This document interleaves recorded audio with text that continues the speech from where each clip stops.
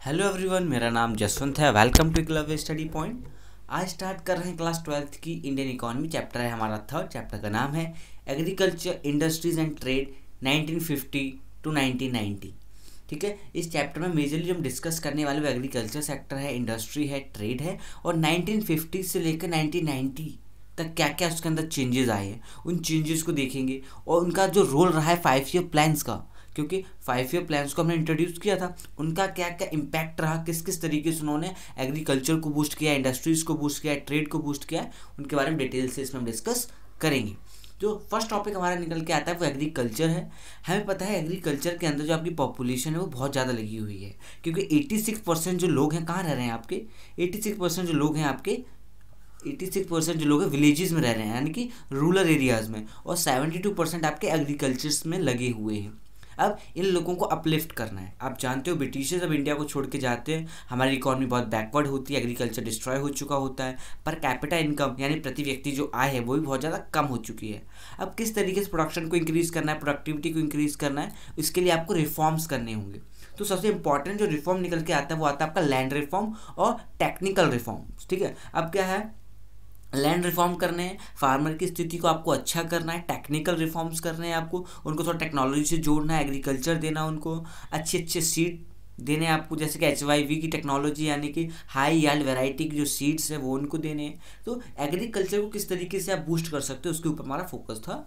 ठीक है, अब आते हैं आप इंडस्ट्रीज़ के ऊपर। अब 1956 यहाँ पे देखो आपका लिखा भी हुआ है, 1956 का जो ईयर है बहुत इंपॉर्टेंट था। इसमें हमने क्या लॉन्च किया था, इंडस्ट्रीज़ को किस तरीके से प्रमोट किया जाएगा उसके ऊपर फोकस किया था।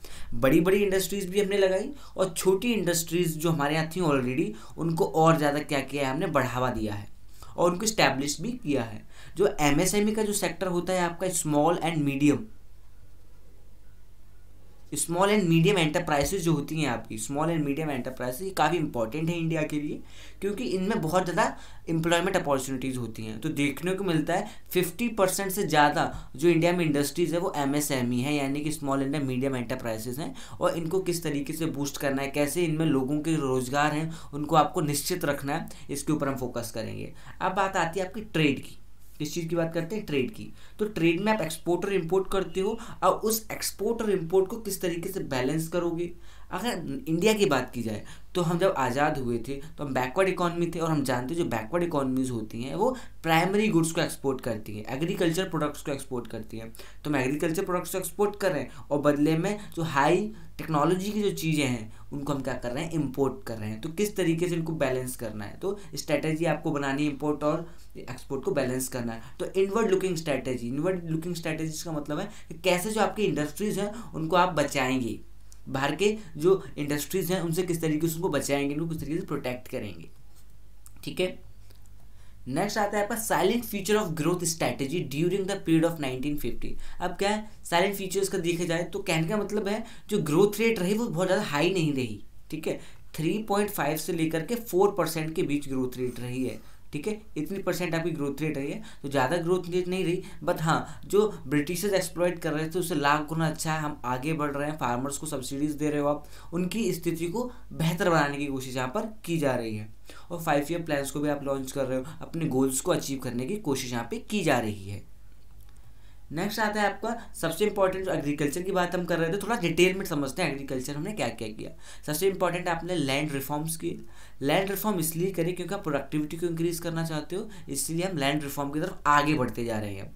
Land reform institutional reforms aim at reducing the inequality in Indian agriculture and include the following action by the government. अब इनइक्वालिटी जो है उसको ख़त्म करना है, सभी लोगों को धरातल पे एक समान लेके हमें आना है। ठीक है, अब एक समाज जब लोगों को आप लेके आओगे तो क्या करना होगा, पहले आपको मान लीजिए यहाँ पे फार्मर ए है, ये फार्मर बी है, इसके पास सिर्फ 1 हेक्टेयर है, इसके पास 100 हेक्टेयर है, तो इनके बीच में गैप जो है, गैप को किस तरीके से फिल किया जाएगा। अब इस गैप को फिल करने के लिए लैंड रिफॉर्म्स यहाँ पर हम कर रहे हैं। अब फर्स्ट पॉइंट आपका निकल के आता है एबोलिशन ऑफ इंटरमीडिएटरीज। इंटरमीडिएटरीज से मतलब तो जो बिचौलिए होते हैं उनको हटाया जाएगा, सरकार और किसानों के बीच में सीधा संबंध स्थापित किया जाएगा, और जो जमींदारी प्रथा है इसको भी अब यहाँ से हटाया जाएगा, क्योंकि जमींदारों ने क्या क्या एक्सप्लॉइट किया है, और इनके पास जो ज़्यादा ज़मीनें हैं इसको भी क्या किया जाएगा, एक्वायर करना स्टार्ट यहाँ पर किया जाएगा और कल्टीवेशन जो है उसको प्रमोट किया जाएगा ताकि जो किसानों की स्थिति है उसको बढ़ावा मिल सके। अब आता है आपका ceiling on land holding. Ceiling of land holding का मतलब है कि जो बड़ी बड़ी ज़मीनें हैं उनको जब्त किया जाएगा और एक आंकड़ा सेट किया जाएगा कि आप कितनी ज़मीन रख सकते हो। फॉर एग्जांपल आप 10 हेक्टेयर रख सकते हो या फिर 20 हेक्टेयर रख सकते हो, ये सरकार अब आपको बताएगी। उससे अगर ज़्यादा आपके पास होगी तो आपकी ज़मीन छीन ली जाएगी और गरीब किसानों को दे दी जाएगी जिनके पास भूमि नहीं है। ठीक है, तो क्या कर रहे हैं हम, लैंड को रिफॉर्म कर रहे हैं, सोसाइटी में इक्वलिटी लाने की कोशिश कर रहे हैं। तो इसमें क्या हो रहा है, इसमें हो रहा है कि सोसाइटी में प्रमोशन हो रहा है, उन लोगों का प्रमोशन हो रहा है जो बहुत ज़्यादा बैकवर्ड हैं, उनके ऊपर हम फोकस यहाँ पर करते जा रहे हैं। तो सेलिंग ऑफ लैंड में क्या कर रहे हैं, जिनके पास ज़्यादा ज़मीन है उनसे लेकर जिनके पास नहीं है उनको हम दे रहे हैं। अब आता है आपका कंसोलिडेशन ऑफ होल्डिंग्स। अब कंसोलिडेशन ऑफ होल्डिंग में जनरली क्या है, ओनरशिप पे थोड़ा सा फोकस किया गया था, किस तरीके से ओनरशिप को आप सेट कर सकते हो। So land consolidation is an plan readjustment and rearrangement of fragmented land parcel and their ownership. मान लीजिए एक किसान है जिसके पास छोटे छोटे से भूमि है, ठीक है, एक यहाँ है, एक यहाँ, एक यहाँ, एक यहाँ, तो ये क्या है, सही से इन चारों के ऊपर ध्यान नहीं दे पाएगा और प्रोडक्शन इसका अच्छा नहीं होगा। अब इसका प्रोडक्शन अच्छा नहीं होगा तो क्या होगा, जब इसका प्रोडक्शन अच्छा नहीं होगा तो ये पर कैपिटा इनकम जनरेट नहीं कर पाएगा, यानी कि अपने आप को बेहतर नहीं कर पाएगा। तो सरकार यहाँ पे क्या करेगी, इसको एक बड़ा लैंड दे देगी, यहाँ पर एक बड़ा लैंड दे देगी ताकि इसकी प्रोडक्शन और प्रोडक्टिविटी भी अच्छी हो सके और इरिगेशन की सुविधा भी इसको मिल सके। तो यही हमारा कंसोलिडेशन ऑफ लैंड होल्डिंग्स। इसके अंदर हम छोटी छोटी भूमियों की जगह उसको एक बड़ा लैंड दे देते हैं ताकि एग्रीकल्चर की सुविधा मिल सके उसको, और डिफरेंट जो सरकार से सब्सिडीज मिलेंगी उसको काफ़ी अच्छे से वो यहाँ पर इस्तेमाल कर सके। अब नेक्स्ट आपका आता है रेगुलेशन ऑफ रेंट। अब रेंट से मतलब है किस तरीके से टैक्स को डिसाइड किया जाएगा, यहाँ पर किस तरीके से सरकार टैक्स लेगी। जैसा कि आप जानते हो ब्रिटिशर्स ने बहुत ज़्यादा एक्सप्लॉइट किया, बहुत ज़्यादा टैक्सेस लेते गए, जिससे फार्मर की स्थिति बहुत ज़्यादा ख़राब होती चली गई और उनको अंत में आके एग्रीकल्चर यानी कृषि को छोड़ना पड़ा और अलग अलग व्यवसाय में उनको जाना पड़ा, जैसे माइनिंग का सेक्टर है, इन सब में उनको जाना पड़ा। तो सरकार चाहती थी ऐसा हम नहीं करेंगे, अब हम क्या करेंगे, जो फार्मर्स हैं उनसे फिक्स अमाउंट में टैक्स नहीं लेंगे। फिक्स अमाउंट का मतलब क्या है कि जितना उनका प्रोडक्शन होगा उस हिसाब से टैक्स लिया जाएगा। और दूसरी बात ये भी है कि उनको बाध्य नहीं किया जाएगा किसी भी चीज़ के लिए। ये काफ़ी इंपॉर्टेंट फैक्टर यहाँ पर निकल के आता है कि उनको बाध्य नहीं किया जाएगा किसी भी चीज़ के लिए। और दूसरी बात क्या है, generally these were not to be exceed. अब इनको 1/3 से ऊपर आप बढ़ा नहीं सकते हो, जो आपका टैक्स है उसको 1/3 से ऊपर नहीं बढ़ा सकते हो और इसके लिए वो बाध्य नहीं है। अब आता है कॉर्पोरेटिव फार्मिंग। ये भी इंपॉर्टेंट है। कॉर्पोरेटिव फार्मिंग का मतलब क्या है कि जो फार्मर्स हैं अब उनके पास ज़्यादा ऑप्शंस हैं। अब उनके पास ज़्यादा ऑप्शंस होंगे तो क्या करेंगे, सस्ता सामान खरीद के उसको महंगे दामों पर बेच सकते हैं। फॉर एग्जाम्पल अब उनको एक तरीके से रियायत मिलेगी मैन्योर फर्टिलाइजर्स खरीदने में, सस्ते दामों पे खरीद पाएंगे तो अपनी एग्रीकल्चर को प्रमोट कर पाएंगे। तो सिर्फ इतना ही है इसका मतलब कि corporative farming was promoted to enhance bargaining power, यानी कि उनके पास बार्गेनिंग पावर आती है जिससे वो सस्ते में खरीद कर महंगे दामों पर बेच सकते हैं। ये क्या था, आपका कॉर्पोरेटिव फार्मिंग था। अब नेक्स्ट आता है आपका कि partial implementation of land reform. Partial का मतलब क्या है, यहाँ पर थोड़ा सा भेदभाव देखने को मिलता है। कुछ स्टेट इंडिया की ऐसी हैं जहाँ पर बहुत अच्छे से इम्प्लीमेंटेशन हुआ है, जहाँ पे प्रोडक्टिविटी इंक्रीज हुई है, पर कैपिटा इनकम हाई हुई है, पॉवर्टी रिड्यूस हुई है। तो कुछ जगह पे ऐसा देखने को मिलता है। बट कुछ स्टेट ऐसी हैं जैसे कि झारखंड का एग्जाम्पल ले लें, बिहार का एग्जाम्पल ले लें, यहाँ पर ज़्यादा रिफॉर्म्स नहीं हो पाए जिसकी वजह से फार्मर इतने सेल्फ सफिशिएंट नहीं बन पाए। तो despite the noble objective of the land reform, this reform were only partially implemented in the country. मतलब पार्शली इम्प्लीमेंट किया गया, एक समान नहीं कर पाए हम इसको। It effectively introduce only in the state of West Bengal and Kerala, और वेस्ट बंगाल और केरला में से काफ़ी अच्छा इम्पैक्ट हमें देखने को मिलता है। इन दो स्टेट में काफ़ी अच्छा देखने को मिलता है। और most of the part in the country land reform were only propagated and not effectively implemented. और बाकी जगह पर बाकी जो स्टेट बच गई हैं वहाँ पे इसका इतना अच्छा इम्पैक्ट हमें देखने को नहीं मिला। ठीक है, अब क्या है, अब इससे कुछ पॉइंट्स भी हैं, कुछ लूप होल्स भी हैं, कुछ कमियां भी हैं, उनको थोड़ा डिसाइड करते हैं। जैसे कि zamindar in the most cases manage to evict the tenants to show themselves the cultivator and the legitimate owner of the soil. मतलब जमींदार क्या करते हैं सरकार ने एक लॉ बनाया, जो खेती करेगा उसी की ज़मीन होगी। ज़मींदार तो खेती नहीं करते थे, अब क्या करते हैं वो फॉल्स स्टेटमेंट बनाते हैं, गलत स्टेटमेंट बनवाते हैं कि हम इस खेती पे क्या कर रहे हैं, इस ज़मीन पे खेती कर रहे हैं, और अपने अधिकारों को वो उस पर सुनिश्चित रखते थे। तो यहाँ पे देखने को मिला ज़मींदार अपने अधिकारों के लिए आए दिन आड़े टेढ़े क्या रिफॉर्म्स करते रहते थे अपने आप में, ताकि उसके ज़मीन के मालिक वो बने रहें।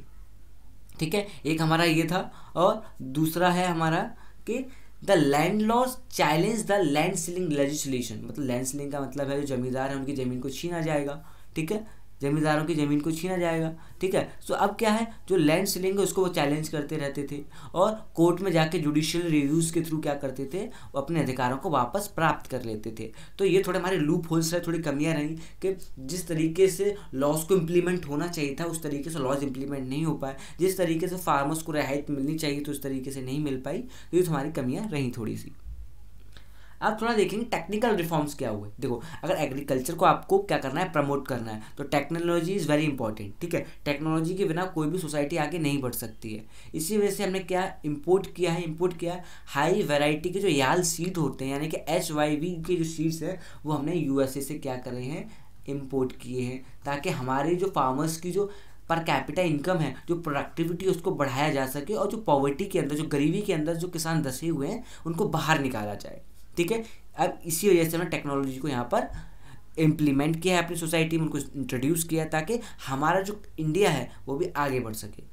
अब दूसरी चीज़ हमने क्या करी, फर्टिलाइजर्स हैं, केमिकल फर्टिलाइजर्स हैं, और उसके बाद सब्सिडीज़ हैं, इंसेक्टिसाइड हैं, पेस्टिसाइड्स हैं, इन सबको काफ़ी ज़्यादा प्रमोट किया बड़े लेवल पे। इसको आप क्या बोलते हो, ग्रीन रेवोल्यूशन बोलते हो। ग्रीन रेवोल्यूशन की वजह से आपको क्या देखने को मिलता है, प्रोडक्शन काफ़ी हाई होता है, और जो सोसाइटी में फूड शॉर्टेजेस हमें देखने को मिलती है ब्रिटिशर्स के टाइम पर, वो अब ख़त्म होने लगती हैं। ठीक है, तो 5 ईयर प्लान से हमारा जो मेन गोल था वो ये था कि फूड की प्रोडक्टिविटी को किस तरीके से बढ़ाया जा सकता है, किस तरीके से इंडिया में जो फूड की शॉर्टेजेस हैं उसको सरप्लस में बढ़ाया जा सकता है। ठीक है, जो आपकी शॉर्टेजेस हैं उसको आप सरप्लस में कैसे गेन कर सकते हो, वही जो मेन मोटिव था वो ग्रीन रेवोल्यूशन के थ्रू आपने फुलफिल किया है। अब इसके फ़ायदे किस किस तरीके से हुए, तो आपने HYV सीड इस्तेमाल किया। ठीक है, सबसे इंपॉर्टेंट जो आता है आपका HYV सीड्स आता है। फिर आपके यूज़ ऑफ केमिकल फर्टिलाइजर्स आते हैं। ठीक है, इंसेक्टिसाइड एंड पेस्टिसाइड, मतलब कि इसका जो कीड़े मकोड़ों को मारने की जो दवा होती है उसका आपने इस्तेमाल किया। और इरिगेशन की काफ़ी सुविधाएं हमने यहाँ पे की, जैसे कि ट्यूबवेल्स आपने लगाए हैं, कैनाल्स का इंट्रोडक्शन किया है, रिवर्स को बहुत ज़्यादा अच्छे से आपने खेतों तक पहुँचाने की कोशिश की है। तो एक तरीके से देखने को मिल रहा है कि जो बहुत ज़्यादा फोकस गवर्नमेंट के थ्रू किया जा रहा है उसका पॉजिटिव इम्पैक्ट यहाँ पर देखने को मिल रहा है। प्रोडक्शन इंक्रीज होता चला जा रहा है इन 4 चीज़ों की वजह से। आपको देखने को मिला गेन क्या क्या हुआ, आपको ग्रीन रेवोल्यूशन से आपको क्या गेन हुआ। तो देखने को मिलता है सबसे इंपॉर्टेंट जो गेन था, स्प्रेड क्रॉस प्रोडक्टिविटी, यानी कि क्रॉप्स बहुत ज़्यादा मात्रा में हो रही थी। क्या देखने को मिलता है आपको, क्रॉप्स बहुत ज़्यादा मात्रा में देखने को मिल रही हैं यहाँ पर। और उसके बाद क्या, जो कल्टीवेशन का जो एरिया है वो भी बढ़ता चला जा रहा है। ठीक है, कल्टीवेशन का एरिया भी काफ़ी आपका इंक्रीज यहाँ पर हुआ है। और दूसरी चीज़ देखने को मिल रही है, shift from subsistence farming to commercial farming. Subsistence farming होती है जिसके अंदर सिर्फ आप अपने पेट भरने के लिए खेती करते हो, यानी कि अपनी फैमिली की नीड्स को कंप्लीट करने के लिए जब आप खेती करते हो उसको आप क्या बोलते हो, सब्सिस्टेंस फार्मिंग बोलते हो। और कमर्शियल फार्मिंग आप मार्केट ओरिएंटेड बनाते हो, जिसमें आपको प्रॉफिट चाहिए। क्या चाहिए आपको, इसमें प्रॉफिट चाहिए। जब आप प्रॉफिट करते हो तो कमर्शियल फार्मिंग है, सिर्फ अपनी फैमिली की नीड्स को फुलफिल करने के लिए या पेट भरने के लिए खेती करते हो, उसको आप कमर्शियल सब्सिस्टेंस फार्मिंग कहते हो। अब क्या है, self sufficiency in food grain production and buffer stock. Buffer stock क्या होता है, सरकारी जो जहाँ पे आप अपना सामान प्रोडक्ट्स को बेच देते हो, जैसे कि वीट्स बेच दिए, राइस बेच दिए, तो सरकार जहाँ पे स्टोर करती है उसको आप बफर स्टॉक कहते हो। ठीक है, तो बफर स्टॉक वगैरह आपके भरने लगे, फूड अब सरप्लस में होने लगा है, ग्रेन्स आपके सरप्लस में होने लगे, तो सोसाइटी एक तरीके से अपलिफ्ट होती जा रही है because of the green revolution. यहाँ पे आपको सोसाइटी में बेहतरी देखने को मिल रही है। अब देखने को मिलेगा आपको लिमिटेशंस ऑफ ग्रीन रेवोल्यूशन। अब इसकी क्या लिमिटेशंस थी, देखो किसी भी चीज़ के पॉजिटिव इंपैक्ट भी होते, थोड़े बहुत नेगेटिव भी होते, तो लिमिटेशंस भी इसकी कुछ थी। तो लिमिटेशन सबसे बड़ा जो फैक्टर निकल के आता है वो ये था कि इंडिया में जितनी भी क्रॉप्स हो रही सब में इसका फ़ायदा नहीं हुआ। कॉटन में हुआ, कॉटन में नहीं हो पाया, जूट में नहीं हो पाया, टी में नहीं हो पाया। सिर्फ और सिर्फ देखने को क्या मिलता है आपको कि जो वीट है आपका, ठीक है। और राइस है, उसमें भी आपको सिर्फ मेजर फोकस देखने को इसमें यहाँ पर मिला, वीट और राइस। अदरवाइज जो बाकी जो क्रॉप्स थी उसमें इसका जो रुझान था वो कम था, ठीक है। अब क्या अनइवन स्प्रेड देखने को मिलता है। अनइवन स्प्रेड का मतलब है इंडिया एक बड़ी कंट्री है, 28 स्टेट के आसपास है यहाँ पर, और सब में इसका इंट्रोडक्शन देखने को नहीं मिलता है। सिर्फ पंजाब, हरियाणा और ईस्टर्न उत्तर प्रदेश में इसका ज़्यादा इंट्रोडक्शन देखने को मिलता है। तो वहाँ के फार्मर फ्लरिश कर पाए, वहाँ के फार्मर अपने पर कैपिटा को बढ़ा पाए, वहाँ के फार्मर गरीबी से बाहर निकल पाए, उनकी जो पहुँच है मार्केट तक वो ज़्यादा हो पाई, बाकी लोगों की पहुँच इतनी नहीं हो पाई। तो देखने को मिलता है कि जो पूरी इंडिया को फ़ायदा जो मिलना चाहिए था वो नहीं मिल पाया, क्योंकि आपके 86% जो लोग हैं उस टाइम पे विलेजेस में रह रहे हैं, और बहुत सी बड़ी जनसंख्या आपकी किस में लगी हुई है, एग्रीकल्चर में लगी हुई है। तो अनइवन डिस्ट्रीब्यूशन देखने को मिलता है, ठीक है। यहाँ पर अनइवन डिस्ट्रीब्यूशन यहाँ पर देखने को मिला है। अब देखने को मिला लिमिटेड फार्मिंग पॉपुलेशन। इसका मतलब क्या है, the bulk of farming population in the India consider the small and marginal farmer. मतलब भारत में बहुत ही छोटे और मध्यम वर्गीय किसान ज़्यादा पाए जाते हैं जिनके पास कम ज़मीन है, तो वो इन सीड्स, इन टेक्नोलॉजी का ज़्यादा फ़ायदा नहीं उठा पाए, क्योंकि ये टेक्नोलॉजी थोड़ी सी महंगी भी थी। हालांकि सब्सिडी गवर्नमेंट दे रही थी, बट फिर भी वो उसको अफोर्ड नहीं कर पा रहे थे। तो कहने का मतलब है जो भारत में छोटे किसान थे उनको थोड़ी सी कम इसमें राहत मिली, ठीक है। अब देखने को मिलता है इकोनॉमिक डिवाइड बढ़ा है। इकोनॉमिक डिवाइड का मतलब है सोसाइटी में जो गैप था वो फर्दर इंक्रीज हुआ है। गवर्नमेंट ने बहुत फोकस किया, 5 ईयर प्लान्स लेके आए, टेक्नोलॉजी का इंट्रोडक्शन करवाया, उसके बाद भी जो गल्फ है, जो खाई है अमीर और गरीब के बीच में, वो भरने में वो नाकामयाब रहे। उसको भरने की कोशिश में भी वो बढ़ता ही चला जा रहा है। तो इकोनॉमिक डिवाइड यहाँ पे देखने को मिल रहा है कि जो टेक्नोलॉजी है उसका फ़ायदा अमीर लोगों ने उठाया, जमींदारों ने उठाया, बड़े बड़े किसानों ने उठाया, वो और अमीर होते चले गए, और छोटे किसान इसको अफोर्ड नहीं कर पाए। तो इसकी वजह से उनके बीच में गल्फ आपको यहाँ पे बढ़ता हुआ दिखाई दे रहा है। Got it. अब थोड़ा सा आगे चलते हैं कि एग्रीकल्चर सब्सिडीज़। अब देखो सब्सिडीज़ काफ़ी इंपॉर्टेंट होती है। देखो हर चीज़ के आपके लिमिटेशंस भी देखने को मिलेंगी, तो कभी आपको उसकी पॉजिटिव इम्पैक्ट भी देखने को मिलेंगे। तो instrumental in encouraging adoption of the new technology that is deemed risky for the farmer, limitations agriculture subsidies are। अब क्या है, इसके क्या क्या जो लिमिटेशंस थी उनके बारे में देखते हैं। देखो अगर सरकार कहाँ से पैसा खर्च करेगी, सरकार अपने रिजर्व में से पैसा खर्च करेगी, और आपको पता है सरकार का जो रिजर्व होता है उसमें से अगर आप सब्सिडी ज़्यादा एलोकेट करते चले जाएंगे तो रिजर्व कम होते चले जाएंगे। और रिजर्व कहाँ से आते हैं, हमारे टैक्सेस से आते हैं। अभी टैक्सेस का जो पैसा है वो कम होता चला जाएगा, तो सरकार के ऊपर बर्डन बढ़ जाएगा। क्यों बर्डन बढ़ेगा, आपको पता है इंडिया एक बड़ी कंट्री है, बहुत बड़ी पॉपुलेशन है यहाँ पर, तो ज़्यादा सब्सिडीज़ में पैसा खर्च करोगे तो उनके ऊपर पैसा खर्च नहीं कर पाओगे, लोगों के ऊपर, ना उनकी एजुकेशन पे, ना उनकी स्किल पे, ना इंफ्रास्ट्रक्चर पे, ना हॉस्पिटैलिटी पे, इन सब पे फोकस नहीं कर पाओगे। इसीलिए बोला जाता है सब्सिडीज अगर ज़्यादा दोगे तो सरकार के पास पैसे की कमी हो जाएगी। सिंपली इसमें ये बोला जा रहा है।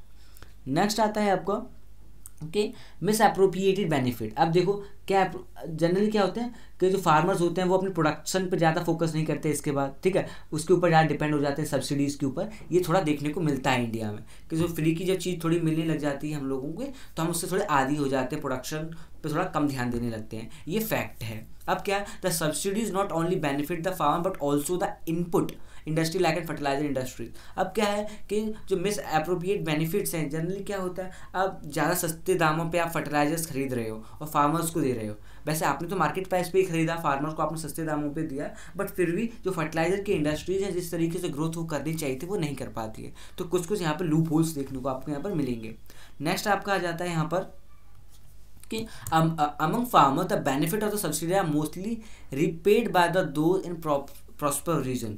अब क्या है बहुत सी ऐसी सब्सिडीज होती हैं जो प्रॉस्पर रीजन में जाती हैं, मतलब जिनको नीड नहीं है उनको भी ये मिलती हैं, तो ये ठीक नहीं। जो बेनिफिशियरीज हैं मतलब जिनको मिलनी चाहिए उनको ही मिले, जो जिनके पास ऑलरेडी बहुत सारा पैसा है वो इसको क्यों लेते हैं, ये भी थोड़ा देखना, हमें इस पर थोड़ा ध्यान देना चाहिए।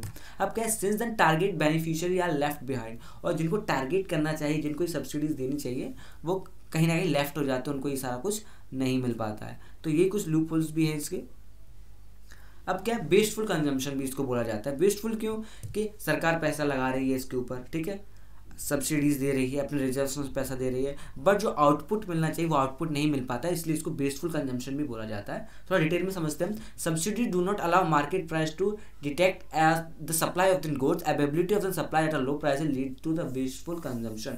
अब क्या है, जो मार्केट प्राइस पे जो सामान देना चाहिए उसको मार्केट प्राइस पे आप नहीं देते हो, तभी तो उसको सब्सिडीज़ कहते हैं। तो बट कहने का मतलब ये है कि ये वेस्टफुल है, जनरली जो आउटपुट उसके बाद मिलना चाहिए वो हमें वापस नहीं मिल पाता है।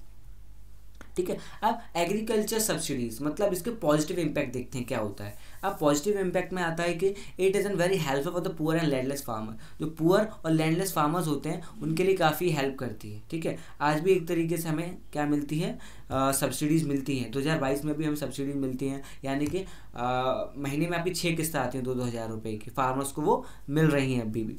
ठीक है। तो क्या है, ये गरीबों के लिए काफ़ी योगदान करती है, उनको बहुत ज़्यादा हेल्प करती हैं। और it is also helping in providing seed menu in very affordable prices, मतलब जो खाद्य बीज वगैरह है उनको बड़े ही सस्ते दामों पर जो गरीब और मंझले किसान है वो खरीद सकते हैं। उसके बाद जो आता है आपका, it is also helping in increasing per capita income of the poor and landless farmer, मतलब जो पर कैपिटा इनकम है पुअर फार्मर्स की उसको भी बढ़ाने में आपकी बहुत ज़्यादा मदद करती है। मतलब उनको क्या कर रही है, अपलिफ्ट यहाँ पर कर रही है सब्सिडी जो सरकार द्वारा दी जाती है। तो इनको आप टोटली गलत नहीं कह सकते हो, सब्सिडीज़ देना गलत है। सब्सिडीज़ देना इसलिए ज़रूरी है क्योंकि सोसाइटी में इनइक्वालिटी बहुत ज़्यादा है, तो उस इनइक्वालिटी के गैप को फुलफिल करने के लिए सब्सिडीज इज़ मस्ट इम्पॉर्टेंट। अब निकल के आता है आपका subsidies also reduce the gulf, और जो अमीर और गरीब के बीच में जो गैप है उसको भरने में भी आपकी बहुत ज़्यादा सहायता ये करती हैं। ठीक है। नाउ अब हम आ चुके हैं इंडस्ट्रीज़ पे। ठीक है। इंडस्ट्रीज़ में हमें दो दिखाई देती हैं, कि आते हैं आपका पब्लिक सेक्टर, दूसरा आता है आपका प्राइवेट सेक्टर। ठीक है। तो पब्लिक सेक्टर होता है refers to those business enterprises which are control and run by the government. Public sector वो सेक्टर होता है जो गवर्नमेंट के अंडर आता है। ठीक है। जो भी पॉलिसी रेगुलेशंस वगैरह होंगे, ठीक है, जो बड़े बड़े डिसीजंस होंगे, ठीक है, किस तरीके से एक फर्म को रन करना है, ठीक है, किस तरीके से उस प्रॉफिट को एलोकेट करना है, ये सारा का सारा काम कौन देखता है यहाँ पर, पब्लिक सेक्टर में। आपको पता होगा पब्लिक सेक्टर में सारा काम गवर्नमेंट आपकी देखती है। ठीक है।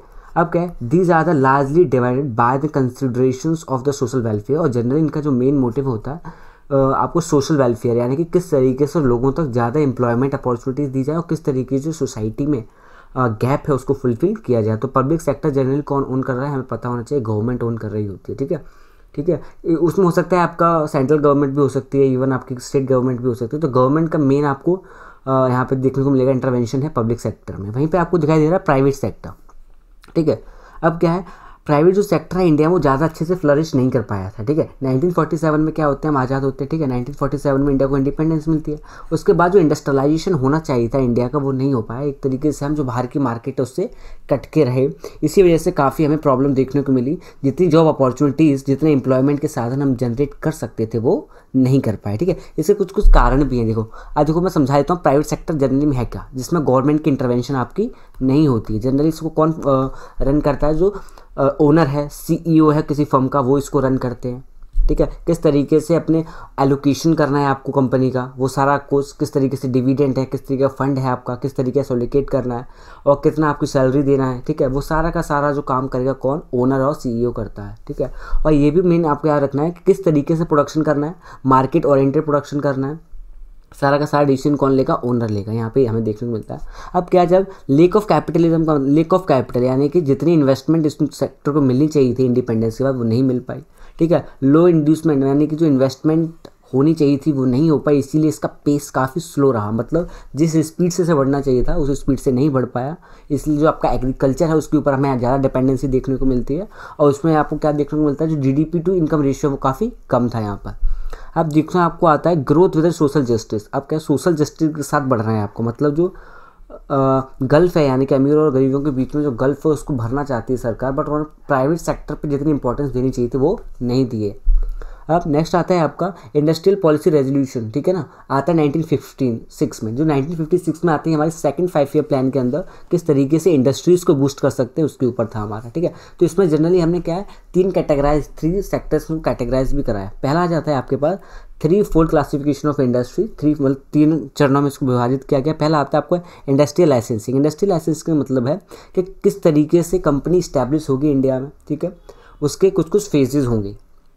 क्यों? ताकि हम अभी क्या है, हमारा थोड़ा कॉलोनियल माइंडसेट है, कोई एक तरीके से आधिपत्य ना कर ले एक तरीके से। और आप ये भी बोल सकते हो कि जो कॉमन पीपल हैं उनका एक तरीके से शोषण ना करने लग जाए एक प्राइवेट कंपनी से। इसी वजह से हम क्या कर रहे हैं, लाइसेंसिंग दे रहे हैं, ठीक है। इस तरीके से आप क्या कर सकते हो, कंपनी को स्टैब्लिश कर सकते हो, इतना टैक्स आपको देना पड़ेगा, इस तरीके से लैंड एक्वायर किया जाएगा, वो सारा का सारा इसमें देखने को मिलता है। अब क्या है, इंडस्ट्रियल कंस्ट्रक्शन में उसी तरीके से है, मतलब ये क्या है, जो पूरी की पूरी प्राइवेट कंपनीज़ हैं उनके लिए एक तरीके से बाधा बन चुके हैं ये। जिस तरीके से वो फ्लरिश कर सकती थी वो फ्लरिश यहाँ पर नहीं कर पा रहे। तो 1956 में रेजोल्यूशन आप लेके तो आए हो किस लिए, ताकि इंडस्ट्रीज़ आपकी ग्रो अप कर सकें। फिर बाद में फर्दर एनालाइज जब किया गया तो देखने को मिला ये सारी पॉलिसीज़ जो हैं एक तरीके से इंडस्ट्रीज़ को ज़्यादा आगे ले जाने की आगे ज़्यादा नहीं ले जा पा रही हैं, ठीक है। अब नेक्स्ट आता है आपका स्मॉल स्केल इंडस्ट्रीज़, SSI, मतलब स्मॉल स्केल जो इंडस्ट्रीज़ हैं, इसमें आपको छोटी सी ये पॉइंट याद रखना है। जो SSI है इंडिया के लिए काफ़ी इंपॉर्टेंट इसलिए है क्योंकि स्मॉल इंडस्ट्रीज़ जो होती है इंडिया में काफ़ी थी, और इनमें ही एक तरीके से बोल सकते हो 60% जो लोग हैं एम्प्लॉयड हैं, और सबसे ज़्यादा लोग इसमें लगे हुए हैं, और स्मॉल इंडस्ट्रीज़ हैं। और बोल सकते हो बैकबोन है इंडस्ट्रीज जो इंडिया में है, उनकी बैकबोन ही ये स्मॉल इंडस्ट्रीज़ हैं। तो इनको बोलते हैं एम्प्लॉयमेंट एंड इक्विटी, यानी कि एम्प्लॉयमेंट अपॉर्चुनिटीज़ को अगर आपको बढ़ावा देना है तो इन इंडस्ट्रीज़ में ज़्यादा फोकस आपको करना पड़ेगा as compare to the bigger industries, ठीक है। इन पे ज़्यादा ध्यान देना होगा। तो हमें देखने को मिलता है जो आपका स्मॉल एंड मीडियम एंटरप्राइजेज हैं, यानी कि MSME सेक्टर है या फिर आपका SSI है, इसको हम जनरली क्या करते हैं, ज़्यादा सब्सिडीज़ एलोकेट करते हैं ताकि इस सेक्टर को ज़्यादा बढ़ावा मिले और ये ज़्यादा फर्दर ग्रो करता रहे। क्योंकि उसमें क्या देखने को मिला है कि बैकबोन है, पूरी की पूरी जो आपकी इंडस्ट्रीज़ है उसकी बैकबोन है ये, इसी वजह से इसमें आपको ज़्यादा फोकस यहाँ पर देखने को मिलेगा। अब नेक्स्ट आ जाता है आपका 3 इंपॉर्टेंट कैरेक्टरिस्टिक ऑफ SSI, मतलब पहले मैंने आपको बताया कि जो इसके इंपॉर्टेंट फैक्टर्स हैं वो क्या क्या हैं, ठीक है। पहला इंपॉर्टेंट फैक्टर आपको देखने को मिलता है, these industries are more labour, यानी कि इनमें लोगों की आवश्यकता भी काफ़ी होती है और इसमें लोगों को रोज़गार भी ज़्यादा मिलता है। Intensive than the large scale industry, जो लार्ज स्केल इंडस्ट्रीज़ है उनके कंपैरिजन यहाँ पे किया जा रहा है, तो उनके कंपैरिजन में इसमें ज़्यादा रोजगार है। According the planner relied on SSI generating employment opportunity in economy, और जो प्लानर्स है, जो आपके पॉलिसी मेकर्स, उनको बहुत अच्छे से पता लग चुका था कि ये जो है बहुत ही ज़्यादा एम्प्लॉयमेंट अपॉर्चुनिटी जनरेट कर रही हैं। इसी की वजह से पर कैपिटा इनकम, प्रति व्यक्ति आय भी बढ़ेगी, और जो पॉवर्टी है यानी कि जो गरीबी है, जो हमारा बहुत बड़ा मुद्दा है सरकारों का, उसको कम करेगी यही SSI का सेक्टर, इसीलिए इसको बहुत ज़्यादा प्रमोट इंडिया में किया गया। अब थर्ड आपका आता है जो SSI need and small investment, इसमें इन्वेस्टमेंट की इतनी ज़रूरत नहीं होती है, ठीक है। अगर सरकार कम सब्सिडी देती है, कम इन्वेस्टमेंट भी देती है, तभी अच्छे से ग्रो कर पाती है और ज़्यादातर लोगों को रोज़गार यहाँ पर मिलता है, ठीक है। कॉन्सेंट्रेशन ऑफ वेल्थ, अब क्या है इसमें जो ये भी है कि हाँ कि एक व्यक्ति है, ठीक है, उसको क्या है निश्चित अमाउंट में क्या मिलता है, उसको सब मिलता है यहाँ पर, ठीक है। अब क्या निश्चित अमाउंट में उसको सब मिल रहा है, यानी कि सैलरी उसको टाइम टू टाइम मिल रही है, तो वो इस सेक्टर में क्या करेगा, लगाव महसूस करेगा और इसी से वो जुड़ा रहेगा। इसी वजह से यहाँ पर ज़्यादा आपको सब्सिडी, ज़्यादा जो आपके पॉलिसी मेकर्स हैं ज़्यादा इस पर फोकस कर रहे थे। अब नेक्स्ट आता है आपका trade inward looking trade strategy. तो इनवर्ड का मतलब क्या है कि अपनी जो आपकी ओन मार्केट है उसको बचा के रखना, ठीक है। अपनी मार्केट को किस तरीके से आप बचा सकते हो, बाहर से जो सामान आ रहा है, इस वजह से क्या करें, इनवर्ड लुकिंग स्ट्रेटेजी का मतलब अपनी ओन स्ट्रेटेजी ऐसी बनाना ताकि अपनी जो आपकी घरेलू मार्केट है उसको आप बचा सको, ठीक है। तो यहाँ पे लिखा है it refers to the policy of import substitution, यानी कि जो आप इम्पोर्ट करोगे इतना इम्पोर्ट ना कर लो जो आपकी डोमेस्टिक मार्केट है वो कोलैप्स कर जाए, मतलब वो खत्म हो जाए, ऐसा आपको नहीं करना है। इसलिए बोलते हैं इनवर्ड लुकिंग स्ट्रेटेजी, मतलब अपनी घरेलू जो आपकी वो मार्केट है उसको देखते हुए चलना, डोमेस्टिक इंडस्ट्रीज़ को बचाना इसमें, ठीक है, डोमेस्टिक इंडस्ट्रीज़ को बचाना। और क्या करते हो जब भी अगर आपको करना है कि एक तरीके से अपनी मार्केट को बचाना, तो क्या कर सकते हो, कोई स्टेप ले सकते हो तो ले सकते हैं। क्या कर सकते हो, जो बाहर से आप सामान खरीद रहे हो उसको आपको कम खरीदना है और सेल्फ एम्प्लॉयमेंट जनरेशन पे ज़्यादा फोकस करना है, ठीक है। अब नेक्स्ट आता है contrary to it outward looking strategy refers to the policy of export promotion. और आउटवर्ड का मतलब है किस तरीके से एक्सपोर्ट को बूस्ट किया जाएगा, किस तरीके से एक्सपोर्ट बूस्ट होंगे, और एक्सपोर्ट बूस्ट होंगे तो पर कैपिटा इनकम राइज होगी और लोगों के पास ज़्यादा से ज़्यादा एम्प्लॉयमेंट अपॉर्चुनिटी जनरेट होगी। तो हमें पता लग गया इनवर्ड क्या है। इनवर्ड का मतलब अपनी खुद की मार्केट को बचा के रखना, एक्सपोर्ट का मतलब है कि ज़्यादा से ज़्यादा एक्सपोर्ट करना, ठीक है। तो आउटवर्ड और इनवर्ड दोनों को हमें पता लग चुके हैं यहाँ पर। नेक्स्ट आता है आपका silent future of the reform during the 1950 and 1990, मतलब 1950 से 1990 में जो रिफॉर्म्स किए गए उसके क्या क्या पॉजिटिव इंपैक्ट हमें देखने को मिलता है। तो पहला देखने को मिलता है public sector was to play a central role in the process of industrialisation, यानी पब्लिक सेक्टर जो है, यानी सरकार जिस सेक्टर को देख रही थी उसमें बहुत ज़्यादा लोगों को रोजगार भी मिला है। पहला पॉइंट ये है। दूसरा आपको देखने को मिलता है private sector was to play as a secondary role, यानी प्राइवेट सेक्टर ने भी काफ़ी रोल यहाँ पे इंपॉर्टेंट प्ले किया है। And that too under then permit licence raj, और लाइसेंस राज एक तरीके से जो हमने अलॉट किया था इंडस्ट्रीज़ को, उसकी वजह से भी आपको यहाँ फ़ायदा देखने को मिला। फिर थर्ड आता है आपको the process of industrialisation was to proceed in tandem with the key and the policy instrument import of the substitution, ये भी आपको यहाँ पर देखने को मिलता है कि जो आपने की फीचर्स करें, एक तरीके से चेंजेस करें अपने रिफॉर्म्स में, ट्रांसपेरेंट पॉलिसी जो आपने अपनाएंगे, इसकी वजह से भी इंडस्ट्रीज आपकी बूस्टअप हुई हैं। अब चौथा आता है domestic industry was to be protected from the foreign competition, और जो आपकी इनवर्स स्ट्रैटेजी थी उसमें आपने क्या किया, अपने डोमेस्टिक मार्केट को बचाया है फॉरेन प्रोडक्ट से, ठीक है। अब आता है आपका large scale industry was to be develop with a view to generating the infrastructure base in the economy. अब जो लार्ज स्केल इंडस्ट्रीज़ हैं उनको अगर इस्टेब्लिश करना है आपको तो इंफ्रास्ट्रक्चर की ज़रूरत होगी, ठीक है। तो यहाँ पे हमने इंफ्रास्ट्रक्चर पे फोकस किया है, इन्वेस्टमेंट पे ज़्यादा ध्यान दिया है, और किस तरीके से FDI यानी कि फॉरेन डायरेक्ट इन्वेस्टमेंट है उसको किस तरीके से अट्रैक्ट कर सकते हैं, ठीक है, उस पर भी फोकस किया। उसके लिए हमने बहुत ज़्यादा की स्ट्रक्चरल करे अपने पॉलिसीज़ में।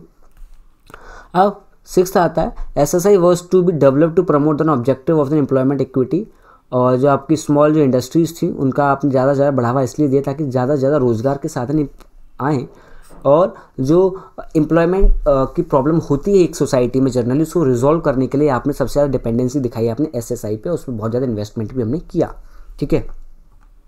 अब आता है आपका रिफॉर्म जनरेटेड गुड इम्पैक्ट। अब जो रिफॉर्म्स करे उसके इम्पैक्ट पॉजिटिवली क्या क्या पड़े उनके बारे में यहाँ पर हम देखेंगे, और हमारे अचीवमेंट्स क्या क्या थे उनको हम ध्यान से यहाँ पे पढ़ने वाले हैं। तो पहला आता है आपके पास there was an mark rise in industrial output. पहला होता है कि इंडस्ट्रियल आउटपुट काफ़ी बढ़ने लगा, ठीक है। इंडस्ट्रीज़ हैं आपके पास तो काफ़ी सारा सामान आपकी कंट्री में होने लगा, उसको आप एक्सपोर्ट कर सकते हो। इंडस्ट्रियल सेक्टर वॉज डाइवर्सिफाई, मतलब बहुत ज़्यादा डाइवर्सिफाई हो गया। अब बहुत तरीके की इंडस्ट्रीज़ आपके यहाँ पर लगने लग गई, ठीक है, हर तरीके का। जैसे पहले आपको टेक्सटाइल की थी, अब सीमेंट वगैरह की, स्टील की, हर तरीके की इंडस्ट्री आपको इंडिया में देखने को मिलेगी। जैसे एग्जांपल दे भी रखा है यहाँ पर, क्या है, particularly in the area of the iron steel, ठीक है। आयरन एंड स्टील के सेक्टर में काफ़ी अच्छा वर्क इंडिया ने यहाँ पर किया है, और सक्सेसफुली इनको क्या किया, लॉन्च भी किया है, ठीक है। अब फोर्थ आता है आपके पास जो आपकी जो स्मॉल इंडस्ट्री है record in substantial spread across the different region of the country. जो छोटी जो लघु उद्योग हैं आपके, छोटी कंपनीज़ हैं, ठीक है, इंडस्ट्रीज़ हैं, इन्होंने तो बहुत ही अच्छा काम किया, सभी लोगों को रोज़गार दिया देश के हर क्षेत्र में, ठीक है। छोटे छोटे भाग में भी बहुत ज़्यादा लोगों के यहाँ पर रोज़गार मिला है। तो SSI ने बहुत ज़्यादा इंपॉर्टेंट यहाँ पे की रोल दिखाया है। अब दूसरा आता है आपका reform generated bad impact in the term of it following implication, यानी कि जो रिफॉर्म्स करे उसके अभी हमने पॉजिटिव डिस्कस कर लिया, नेगेटिव क्या क्या पड़े थे उनके बारे में देखते हैं। तो पहला आता है public sector monopoly started the causing a dead social weightage. अब क्या है, अब ज़्यादा पब्लिक सेक्टर है यहाँ पर, ठीक है। पब्लिक सेक्टर कौन सा होता है आपको पता है, जो जिसमें गवर्नमेंट इन्वॉल्व होती है वो आपको पब्लिक सेक्टर होता है। तो public sector monopoly started causing a dead social weight, एक तरीके से ज़्यादा उत्पादन करना, ठीक है, या फिर ज़्यादा से ज़्यादा क्या करना है आपको, सभी लोगों को मेन स्ट्रीम में लाना है, सभी लोगों को एक तरीके से अपलिफ्ट करना है। इसकी वजह से जो सोशल वेटेज है वो आपको यहाँ पे कम देखने को मिलेगा। अब नेक्स्ट आ जाता है आपका protection shield the domestic industries but rendered it is insufficient to cope with the international competition. अब क्या इंटरनेशनल कंपटीशन जो हो रहा है उसमें क्या आप एक तरीके से कंपटीशन देने के लिए रेडी हो, तो देखने को मिलता है ऐसा इंडियन सोसाइटी में नहीं देखने को मिला। हमें और ज़्यादा इन्वेस्टमेंट की और बड़ी बड़ी इंडस्ट्रीज़ की ज़रूरत थी यहाँ पर। नेक्स्ट आता है आपके पास थर्ड में क्या बताया गया है कि relying upon import distribution the foreign exchange reserve started dwelling, यानी कि ज़्यादा आपने इम्पोर्ट किया, ठीक है, ज़्यादा आपने इम्पोर्ट किया, इसकी वजह से आपका जो फॉरेन रिजर्व है वो ख़त्म होने लगा, यानी कि ड्वेलिंग होने लगा। तो ये क्या देखने को मिल रहा है यहाँ पे, आपको नेगेटिव इम्पैक्ट यहाँ पर देखने को मिले हैं, ठीक है। थैंक यू फॉर वॉचिंग, और ये वाला टेलीग्राम को ग्रुप से भी आप ज़रूर ज्वाइन करें। अगर कोई भी डाउट होगा तो ज़रूर मैं आपकी दोबारा से वीडियोस में बना दूंगा। Thank you very much.